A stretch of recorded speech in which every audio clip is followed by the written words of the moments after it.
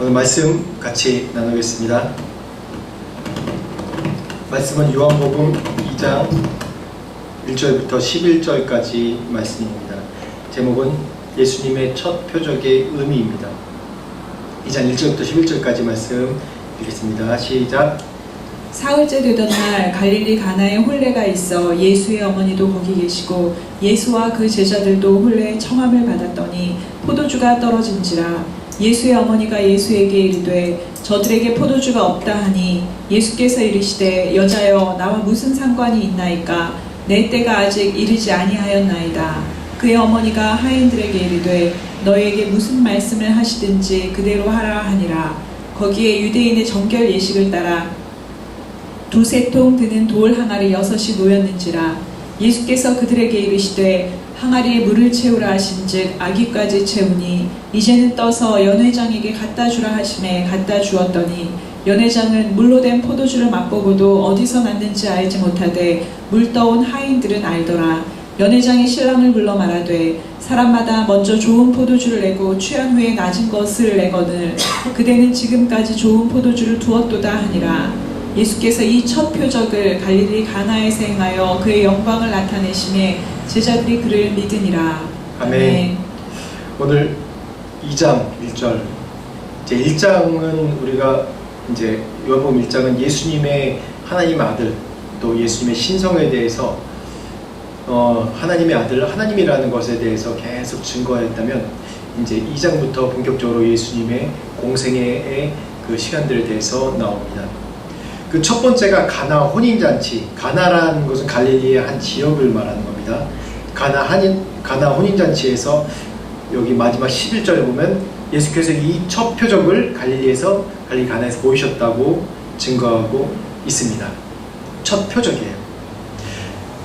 여기에 첫 표적이니까 여기에 정말 이 신학적인 의미가 또 예수님이 왜 요한복음 2장 1절에 왜 수많은 것 중에 가나 혼인잔치 하나님의 그런 표적이 한 몇 가지 있는데 그 중에서 왜 가나 혼인잔치를 이 사도 요한이 있었을까? 라는 그런 의도가 있고 또 그 의미가 있습니다. 이 첫 번째 표적이 바로 예수님께서 어떠한 일을 이 땅 가운데 행하실지에 대해서 분명히 명확하게 나타내는 그런 것입니다. 그래서 이 2장 1절 말씀, 이 가나 혼인잔치에 대해서 우리가 많은 설교들이 여러 가지 비유, 이 파트마다 우리가 비유할 수 있는 것들이 너무나도 많아요. 왜냐하면 첫 번째 표적이고 첫 번째 예수님께서 공생의 시작을 알리시는 표적이기 때문에 여기에 정말 신학적인 의미와 비유적인 의미와 굉장히 많이 들어있습니다. 근데 이 비유를 전부 다 하자면 정말 시간이 없고 그래서 정말 몇 가지 중요한 사항에 대해서 이 의미에 대해서 좀 같이 우리 예수님께서 어떠한 목적으로 이 땅에 오셨는지에 대해서 첫 번째 표적을 통해서 나타나신 것에 대해서 말씀을 나누도록 하겠습니다. 여기서 보면 이 전장 말씀 맨 끝에 보면 나다나엘에 대해서 나옵니다. 지난주에 얘기했죠. 나다나엘이 예수님께서 내가 너 무화과 나무 밑에서 있는 것을 보았다 하니까 예수님에 대해서 하나님이시라 하나님의 아들이시라고 고백하는 장면이 나오죠.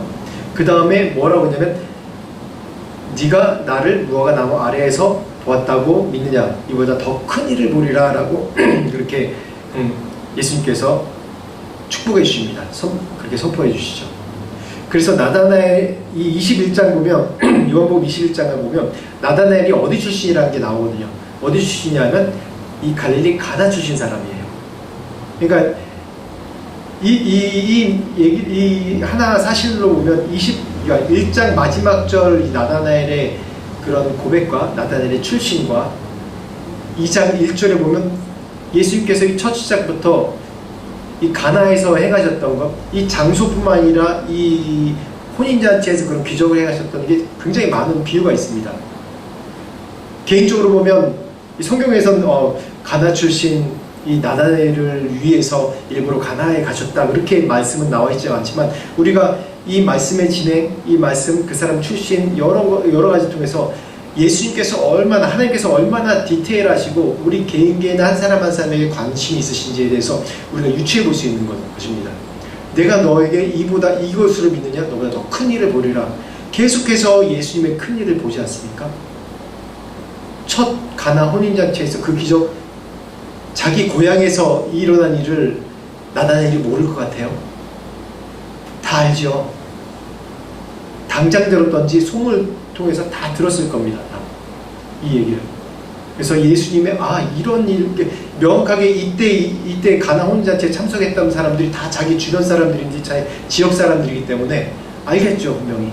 그러니까 얼마나 이 말씀을 통해서 첫 1장 2장 1절부터 가나 혼인잔치 비유 중에서 그 전장 나다나엘의 그 출신, 얼마나 예수님께서 세밀하시고 디테일하시고 한 사람의 영혼에 대해서 생각하시는지, 인류 전체를 구원하신 하나님이 한 영혼에 대해서 말씀하신 그것을 이루시고 지키신 신실하신 하나님인지, 이것 중에 저는 첫 번째로 여기에 대해서 정말 감동이 왔어요.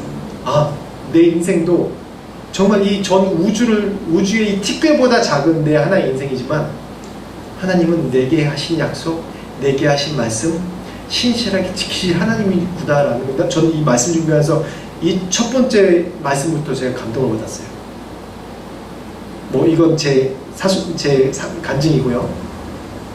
중요한 건 이 혼인잔치입니다.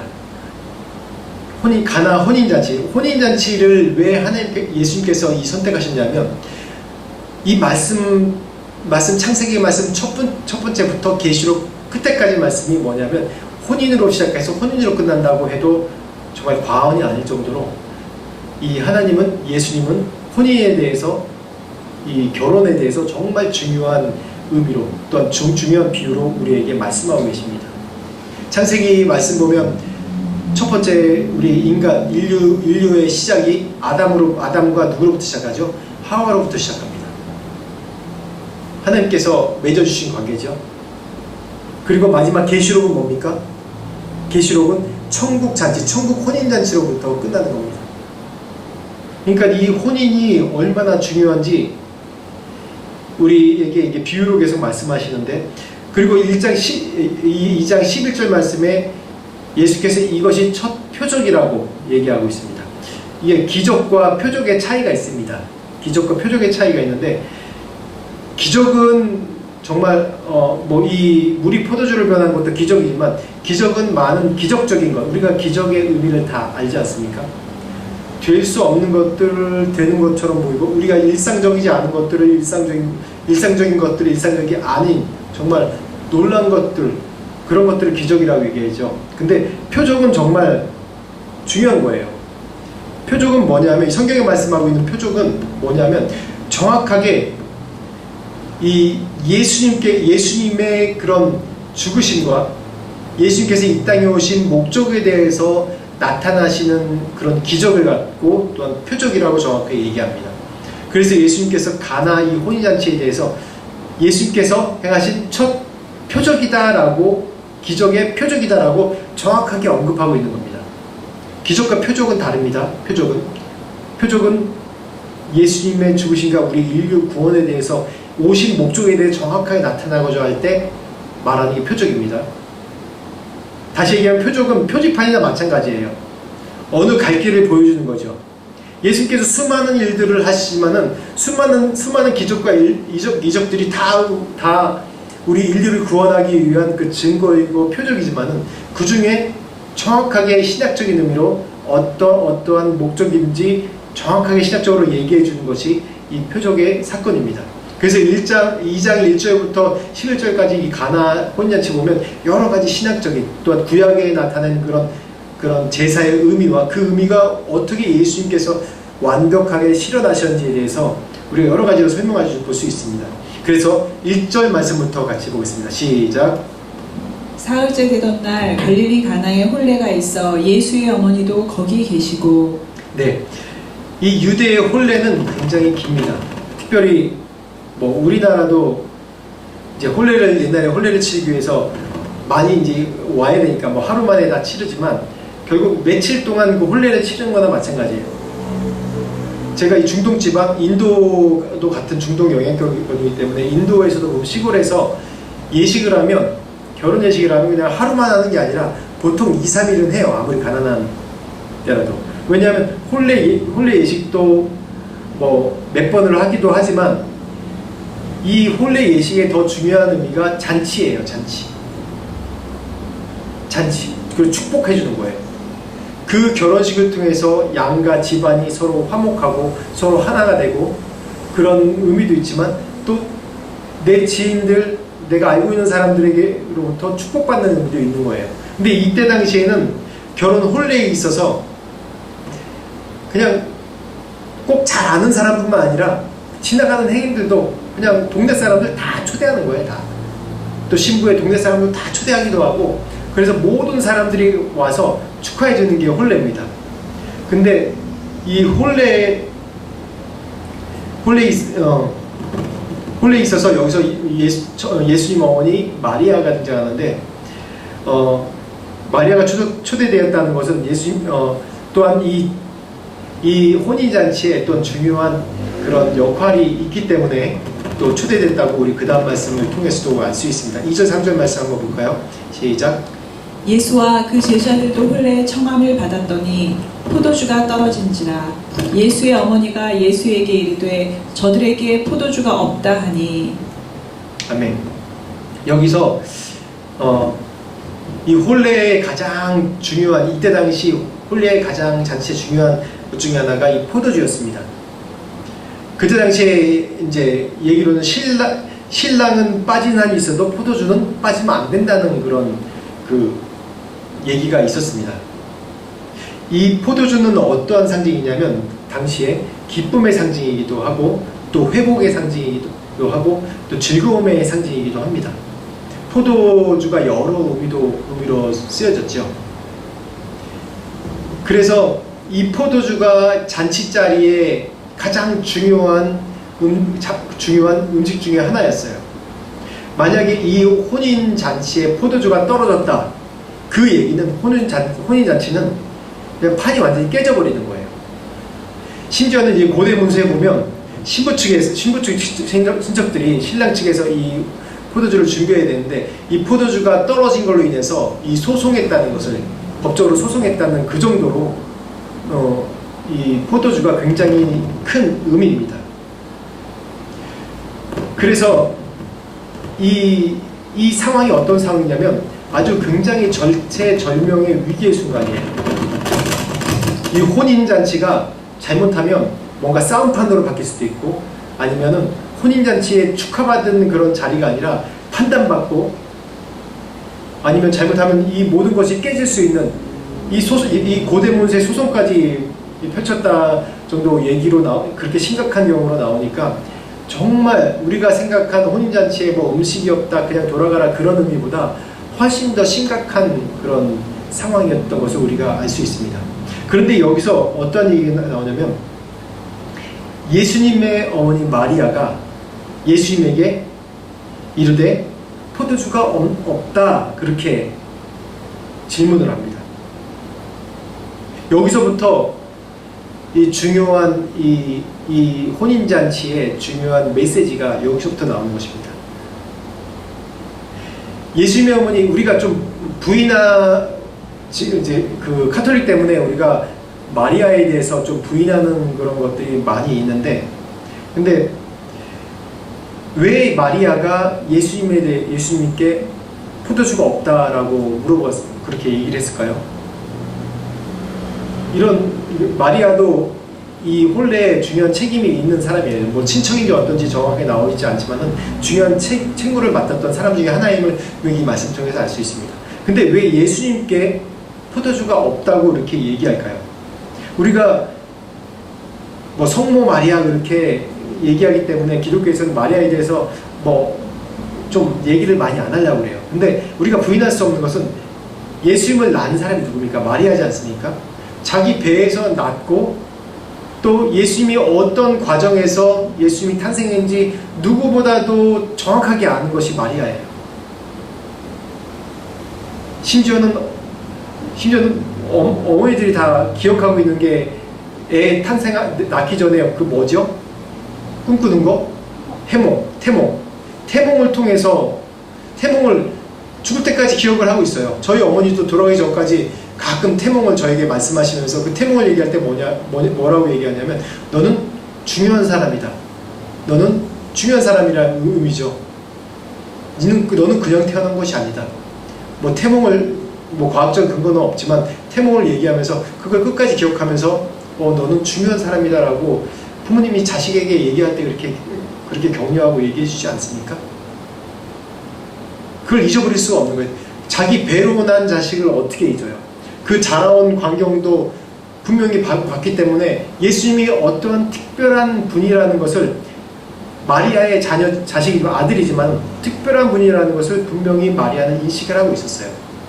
성경 외경에 보면 예수님이 뭐 놀다가 죽은 물고기를 살렸다는 얘기도 있고, 뭐 새도 죽은 새도 살렸다는 얘기가 있고, 뭐 진흙으로 어떻게 만들어서 뭐가 탄생했다는 얘기가 있고, 뭐 여러 가지가 많습니다. 근데 그런 거 다 믿을 필요가 없고, 중요한 거는 예수님이 그런 기적을 일으킨다는 그런 의미보다, 마리아는 분명히 예수님이 하나님의 그런 중요한 메시아적인 일을 감당할 분이라는 걸 분명히 인식하고 있었다는 거예요.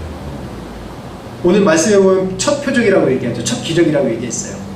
그 전까지 뭐 기적에 대해서 일어났다 그런 외경의 이야기는 생각할 필요 없고, 누구보다도 마리아는 어머니이기 때문에 예수님을 잘 아는 사람이에요.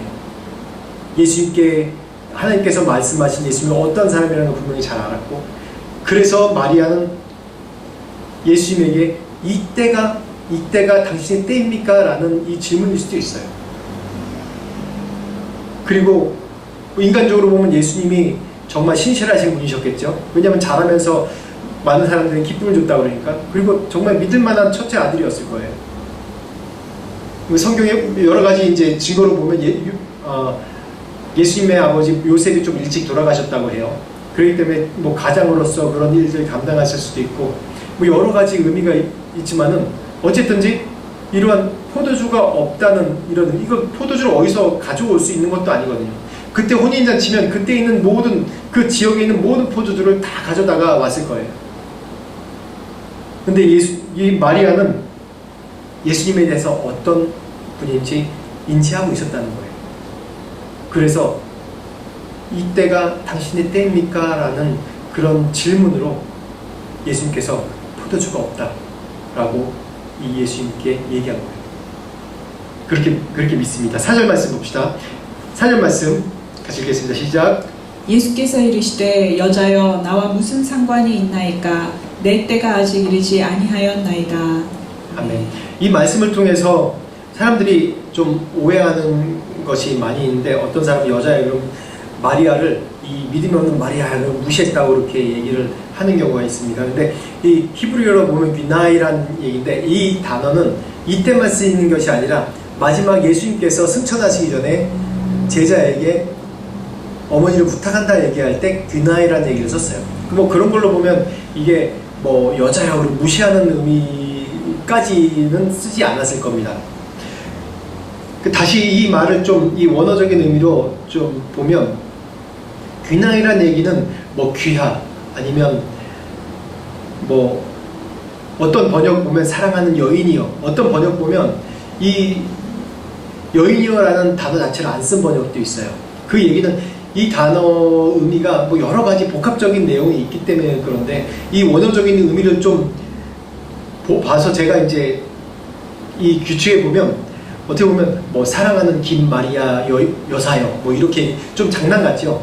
근데 제가 어떤 공적인 자리에 있을 때 제 아내를 부를 때 사모님 아니면 선교사님 그렇게 불러요. 제 아내는 저랑 친밀한 관계고, 제가 여보 그렇게 얘기하기도 하고, 뭐 장난으로 반말하기도 하고, 그렇게 서로 호칭을 자유롭게 부르기도 하는데, 공식적인 자리에서 제가 뭐라고 얘기하면 사모님 아니면 선교사님 이렇게 얘기를 합니다. 이런 의미로 쓰여진 거예요. 여인이여라는 얘기가. 여인이여라는 얘기가 선을 정확하게 긋는 얘기입니다. 여인이여라는 얘기가 어머님, 사랑하는 어머님, 그러면서 정확하게 뭐라고 하냐면 지금이 내 때가 아닙니다 라고 얘기하는 것이죠.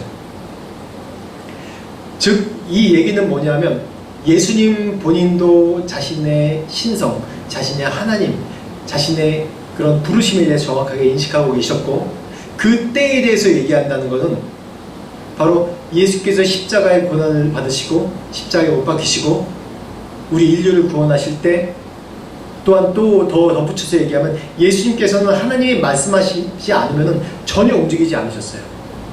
그때가 뭐냐면 하나님께서 지금 나의 신성에 대해서 내가 이 땅에서 행할 일들에 대해서 정확하게 말씀하지 않으셨다는 거예요.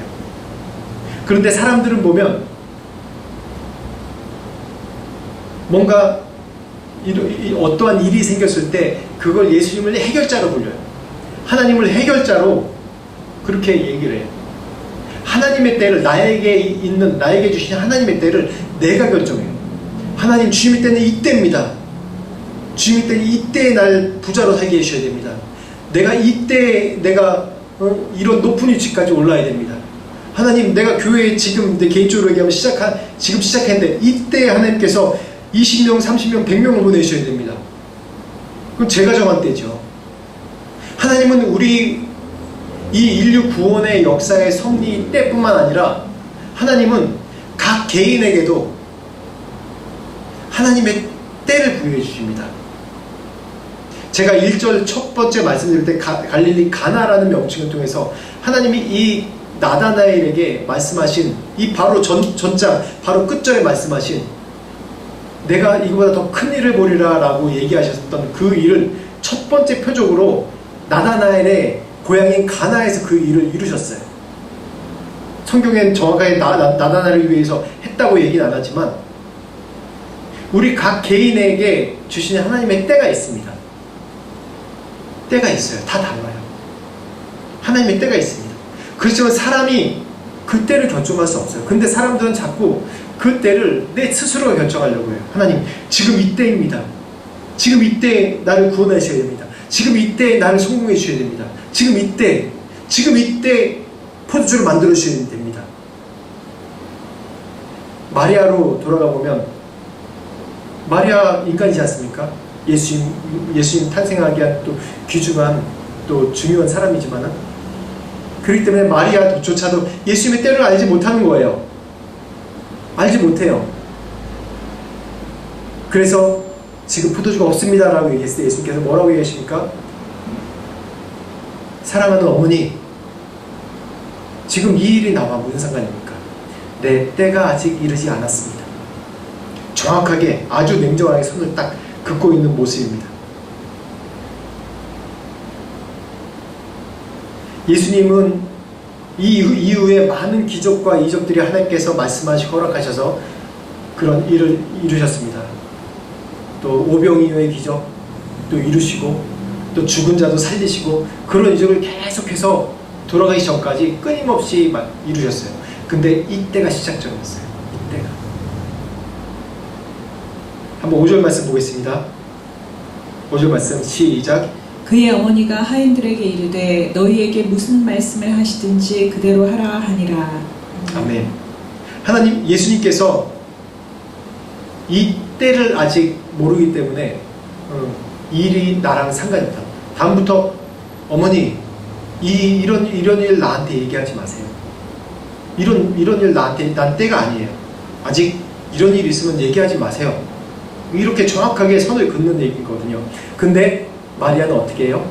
하인들에게 예수님께서 무슨 말씀을 하시든지 그대로 하라라고 얘기합니다. 분명히 우리가 계속 이 말씀 통해서 유추해보지만 제가 말씀드렸듯이 마리아에게는 예수님께서 그 배를 통해서 낳기 때문에 그 안에 뭔가 믿음이 있었어요.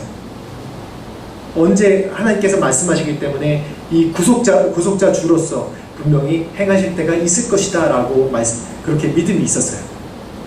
근데 이 행간의 이 사이에 4절과 5절 사이에 분명히 예수님께서는 하나님께서 예수님께 분명히 말씀하셨다고 분명히 생각해요.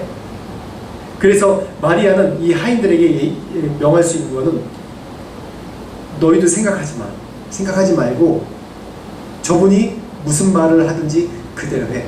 만약 안 하겠다 아니라고 그러면 그냥 가고 뭘 하라고 그러면 그대로 행하면 돼 라고 얘기를 해요. 이 말씀을 보면 우리가 떠오르는 그런 또 하나의 말씀이 있습니다. 마가복음 7장 26절에서 29절 말씀입니다. 같이 읽어보겠습니다. 시작. 그 여자는 헬라인이요 수로보니게 족속이라 자기 딸에게서 귀신 쫓아내 주시기를 간구하거늘 예수께서 이르시되 자녀로 먼저 배불리 먹게 할지니 자녀의 떡을 취하여 개들에게 던짐이 마땅치 아니하니라. 여자가 대답하여 이르되 주여 올소이다마는 상 아래 개들도 아이들이 먹던 부스러기를 먹나이다. 예수께서 이르시되 이 말을 하였으니 돌아가라. 귀신이 내 딸에게서 나갔느니라 하시매. 아멘. 이 말씀을 보면 이 예수님의 어머니 마리아의 그런 예수님에 대한 믿음, 신뢰, 그런 자세를 잘 알 수 있죠. 누구보다도 예수님을 잘 아는 사람이니까 예수님이 어떤 목적으로 오셨는지 구체적으로 어떤 일을 펼칠지 모르지만은 정확하게 마리아는 인지하고 있었기 때문에 이런 명령을 이 하인들에게 할 수 있는 거예요. 똑같이 이 수로보니게 여인이 그랬죠. 예수님에게 내 딸을 귀신을 쫓아내 주십시오 라고 얘기할 때 뭐라고 해요? 예수님께서 무시하잖아요. 야, 내가 이 떡을 쥐어서 개들에게 주는 게 마땅치 않다. 아니 뭐 주지 않을 거면 뭐 말을 말든지 뭐 이렇게까지 비유를 하세요 라고 얘기를 할 수 있어요. 분명히 그렇게 얘기할 수 있어요. 근데 이 수로보니게 여인도 어떠한 믿음이 있었냐면 예수님에 대한 믿음이 있었어요. 예수님께서 어떠한 분이 정확한지는 모르겠지만 나를 구원해 주시고 내 딸을 구원해 주시고 그 믿음이 예수님께서 무시하는 것 같은 그 말보다 더 크셨어요. 그래가지고 예수님이 그런 딸을 구원해 줬죠. 죄에서. 그리고 이 귀신 들린 것에서 구원해 주셨습니다. 지금 이 혼인잔치가 파탄이 될 그 위기의 직면의 상황이었어요. 아무도 해결할 사람이 없었고 어찌할 바를 모르는 상황이었어요. 전체적인 정말 절벽 가운데 있는 그런 상황이에요. 그런데 마리아가 이런 얘기를 한 것은 뭐냐면 이 절벽에 서 있는 믿음이나 마찬가지입니다. 예수님께서 하시리라는 믿음도 있었고 만약 그렇게 안 했을지라도 뭔가 하나님께서 이 상황을 또한 뚫고 가게 하실 그런 일들이 있으리라는 그 믿음이 있었어요. 그래서 6절 말씀부터 한번 봅시다. 시작. 거기에 유대인의 정결 예식을 따라 두세 통 드는 돌 항아리 6이 놓였는지라. 예수께서 그들에게 이르시되 항아리에 물을 채우라 하신즉 아기까지 채우니 이제는 떠서 연회장에게 갖다 주라 하심에 갖다 주었더니. 여기서 보면 그 정결 예식을 따라 두세 통 드는 돌항아리 6이 놓였는지라 라고 얘기합니다. 이 돌항아리가 뭡니까? 돌항아리가 정결 예식에 따라, 그러니까 정결 예식을 할 때 가장 중요한 것이 우리가 성막 안에 들어갈 때 제일 처음 하는 것이 물두멍에서 물을 손 씻는 거예요. 그게 정결 예식의 첫 번째예요. 구약의 모든 예식이 정말 중요하게 여긴 게 뭐냐면 정결하다, 부정하다 그 두 가지로 갈라지는 겁니다. 그 다음에 정결해져야지만이 하나님께서 그 위에 하나님의 정권으로 거룩하게 하시지 안 하시지 선택할 수 있는 거예요. 우리가 할 수 있는 마지막, 하나님 앞에 나갈 수 있는 마지막 단계가 뭐냐면 정결케 하는 겁니다. 근데 거기에 다른 게 아니라 돌항아리 두세 통이 그냥 정결케 하는, 사람들 들어올 때 씻고 그런 정결케 하는 그런 돌항아리가 놓여있다고 해요. 그 얘기는 뭐냐면 결론적으로 이 돌항아리에 물을 채워서 갔더니 그게 포도주로 변한 사건인데 뭐냐면 이게 예수님께서 신학적인 의미로 완전히 우리를 그전에는 너희들이 물로 정결케 할 수 있지만 그게 아니라 이제는 나의 피로 너희를 정결케 하리라 라는 그런 상징적인 메시지입니다. 예수님께서 마지막 만찬 때 포도주를 주시면서 뭐라고 그래요? 이게 나의 피니 받아 마시라 라고 얘기합니다. 그렇기 때문에 이 첫 번째 사건이 정말 중요한 의미가 뭐냐면 혼인잔치라는 의미도 중요한 의미고 또한 예수님께서 첫 번째로 공생이 시작한 것도 중요한 의미지만은 또한 더 중요한 의미가 뭐냐면 예수님의 십자가의 고난에 못 박혀서 돌아가신 그 피의 의미로, 그 피가 얼마나 우리에게 큰 의미인지, 너희에게 큰 의미를 갖다 줄지에 대해서 말씀의 상징으로 정결 예식에, 분명히 얘기해, 정결 예식에 따라 쓴 두세 틈은 돌아가리. 우리 인간으로는 너희가 정결하게 할 수 있는 건 이 정도밖에 안 되지만은 내가 너희를 구원하리라라는 의미로 이 도랑아리에 물을 채웠지만 그 물이 정결케 하는 거지만 그걸 피로 바꾸시는 그런 놀라운 역사가 일어나는 겁니다. 그래서 사람들은 어떻게 보면 너무 쉬운 일이잖아요. 이 하인들이 그냥 예수님께서 말하신 명령 따르라고 마리아가 얘기했지만 이 도랑아리가 어떤 의미인지 알잖아요. 유대인들은 다. 이 도랑아리가 뭔 의미인지 알고. 그래서 이 빈 도랑아리에 가서 물을 채우면 어떤 의미인지 알고. 물을 분명히 채웠어요, 사람들이. 그냥 생각 안 하는 사람들은 그냥 채우고 그냥 간단히 갖다 주면 끝나는 건데 얼마나 이 채우면서 저 같아도 이 채우면서 이게 맞나? 내가 하는 게 이게 올바른 일인가? 이게 맞나? 이걸 왜 갖다 주라고 그러지? 라는 의심을 가졌을 거예요. 그렇지만 예수님께서는 우리가 예수 믿는 것도 마찬가지입니다. 사람들에게 구원의 복음을 전할 때 지금 입으로 고백하면 됩니다. 예수 믿으실 거예요? 네. 그러면 예수님께서 구원해 주실 겁니다. 구원 받았습니다 라고 얘기할 때 그냥 이렇게 고백하기만 하면 돼요?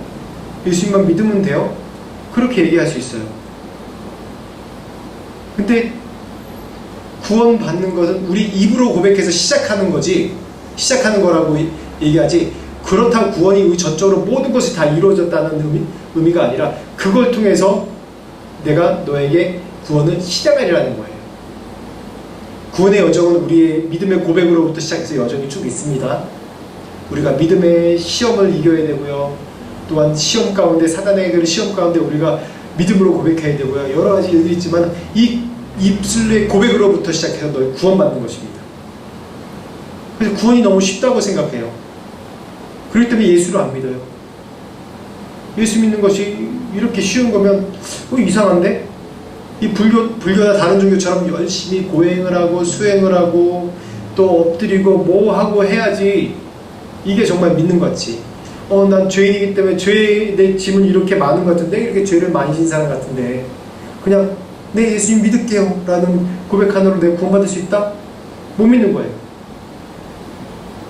그래서 이 마리아의 고백과 이 연회장의 이 물을 갖다 준 이 하인들의 믿음,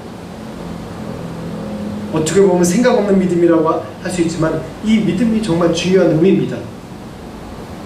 그래서 9절 말씀부터 11절 말씀 같이 한번 보겠습니다. 시작. 연회장은 물로 된 포도주를 맛보고도 어디서 났는지 알지 못하되 물 떠온 하인들은 알더라. 연회장이 신랑을 불러 말하되 사람마다 먼저 좋은 포도주를 내고 취한 후에 낮은 것을 내거늘 그대는 지금까지 좋은 포도주를 두었도다 하니라. 예수께서 이 첫 표적을 갈릴리 가나에서 행하여 그의 영광을 나타내심에 제자들이 그를 믿으니라. 아멘. 여기서 연회장 뭐라고 그래요? 물을 하인들은 그걸 알더라고 그랬죠. 하인들은 알았어요. 물을 갖다 주는 걸 분명히 알았거든요. 우리의 믿음도 이러한 믿음이 되어야 됩니다.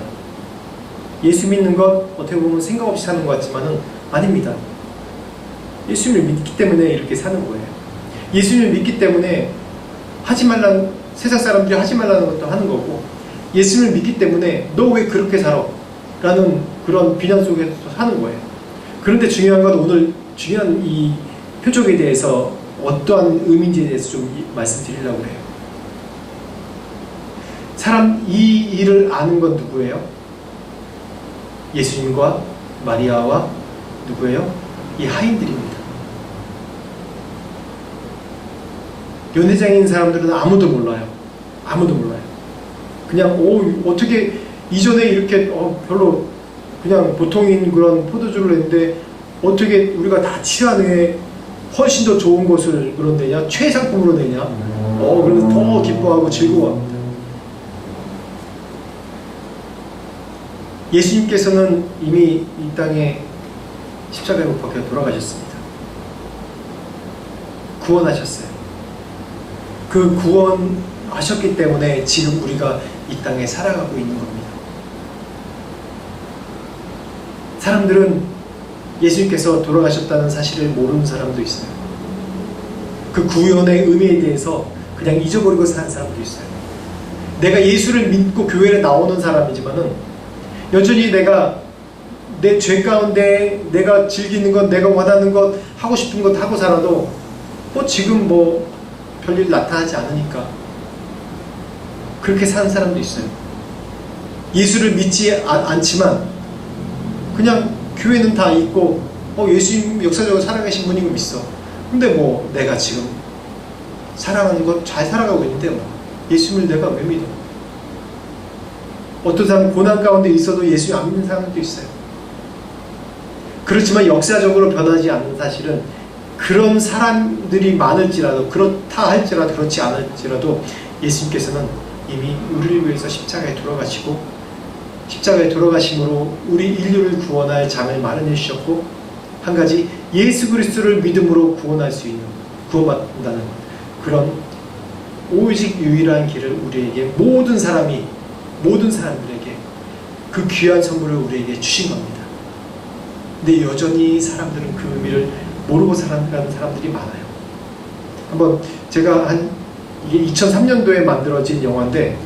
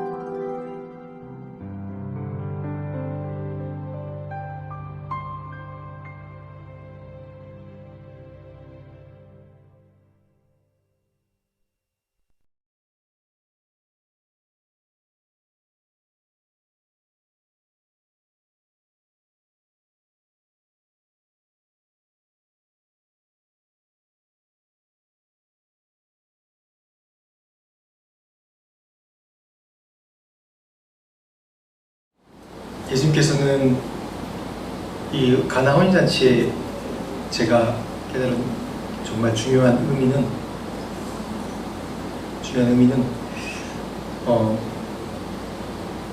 여전히 예수님은 우리의 절박한 위기 가운데 우리를 구원해 주시고, 이 혼인잔치의 이 절박한 위기 가운데 포도주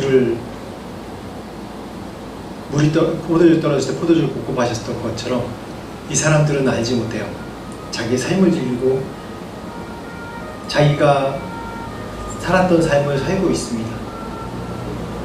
그렇지만 정말 중요한 것은 이미 그렇더라도 그렇지 않더라도 예수님은 이미 우리를 위해서 십자가에 돌아가시고 지금도 우리를 위해서 살 길을 열어주시는 거예요. 우리의 선택이죠. 우리가 예수님을 선택하면 새로운 생명으로, 새로운 삶으로 창조되는 것이고 우리 포도주로 바뀌는 것처럼, 그렇지 않다면 우리의 인생이 다 끝날 때 그대로 그냥 멸망하는 겁니다. 그래서 이 혼인잔치의 의미가 정말 중요한 예수님의 사인이에요. 예수님의 2000년 전에 돌아가셨고, 그때 당시에 예수님께서 돌아가신 사건에 대해서도 많은 사람들이 알지 못했습니다. 심지어 십자가 못 박인 유대인들까지도 여전히 예수님은 나약하기 때문에 돌아가셨다고 그렇게 얘기를 합니다. 그렇지만 예수님의 그 죽음의 의미는 온 인류를 구원하시고 지금 2000년 후인 저에게까지 구원하시려고 십자가에 돌아가신 거예요. 인류의 시간표는 계속해서 흘러갑니다. 이 기차처럼 계속해서 흘러가요. 그 안에 많은 사람들이 있겠죠. 이미 멸망할 우리의 인생들을 구원하신 예수 그리스도, 모든 사람에게 일반 은총으로 우리에게 주신 그 사랑과 그 은혜, 그거를 인식 못하고 그대로 인생을 살아나가고 인생을 그대로 마친다면 아무 의미 없는 그런 인생이 되고 멸망한 인생이 될 수밖에 없습니다. 그래서 이 혼인잔치의 의미 다시 한번 우리에게 새겨봐야 됩니다. 믿음으로 하나님은 예수 그리스도는 이미 우리를 위해서 구원을 베풀어 주셨고, 내가 이 땅에 살아가면서 어려움과 시련과 고난이 있더라도 그걸 다 아시고 알고 계시는 분이십니다. 우리가 믿어야 돼요. 인류를 구원하신 것처럼 나 자신도 구원해 주시고 나를 통해서 또한 하나님의 큰 일을 행하실 것을 기대하고 소망해야 되는 것입니다. 물이 포도주로 바뀌는 것처럼, 과학적으로 불가능한 이 물이 포도주로 바뀌는 것처럼, 형질이 완전히 다른 물이 포도주로 바뀌는 것처럼, 우리가 예수를 믿고 예수 안에 살 때 우리가 그냥 물이었던 우리의 형질, 죄인의 형질이 어떻게 바뀝니까? 의인의 형질로 바뀌는 겁니다. 죄인의 형질에서 의인의 형질로 완전히 바뀌는 겁니다. 그게 우리에게 가장 큰 축복입니다. 더불어서 이 땅에 살면서 우리에게 축복을 주실 주님입니다. 우리가 고난 가운데 있다 할지라도 그 고난이 우리에게 축복으로 바꿔주시는 분이고, 시련이 우리에게 축복을 바꿔주시는 분이시고, 우리에게 있는 슬픔을 기쁨으로 바꿔주시는, 한없는 기쁨으로 바꿔주시는 분이 바로 예수 그리스도십니다. 그 증거가 이 첫 번째 혼인, 예수 그리스도께서 표적이라고 얘기하신 그 첫 번째 사건이 지금 우리에게는 그런 의미로 다가옵니다. 그래서 다시 한번 불가능을 가능케 하신 예수 그리스도를 우리가 믿고, 죄인에서 구원함 주신 예수 그리스도를 믿고 믿음을 올려드리고 우리의 모든 것을 올려드리고 살아가는 여러분들이 되길 축원합니다. 같이 기도하겠습니다. 하나님 아버지, 감사합니다. 이 가나 혼인잔치, 물이 변하여 포도주가 된 이 사건을 통해서 우리가 많은 그런 예수님께서 이 땅에 오신 의미에 대해서 우리가 생각해 봅니다. 주님, 우린 연약하여서 예수 그리스도께서 이 땅에 우리를 구원하신 그런 은혜에 대해서 잊어버릴 때가 많습니다. 현실의 삶이 어렵기 때문에, 현실 가운데 우리가 절망하기 때문에 예수 그리스도의 구원이 지금 당장 나에게 무슨 의미 있을까라고 그렇게 불신하는 경우가 많습니다. 하나님 용서해 주옵소서. 그렇다 할지라도 우리에게 평안을 주시고 우리를 구원하시고 우리에게 영원한 생명을 주신 그런 기쁨과 소망을 고난 가운데 있을지라도 우리가 누리게 하여 주시옵소서. 고난 가운데 있을지라도 발견하는 믿음을, 그런 강한 믿음을 주시옵소서. 그래서 하나님, 우리의 삶이 늘 하나님께 들어지는 삶이 되게 하시고 우리의 믿음의 고백, 고난 중에라도 소망의 고백, 주를 사랑한다는 고백을 하는 믿음을 우리에게 주시옵소서.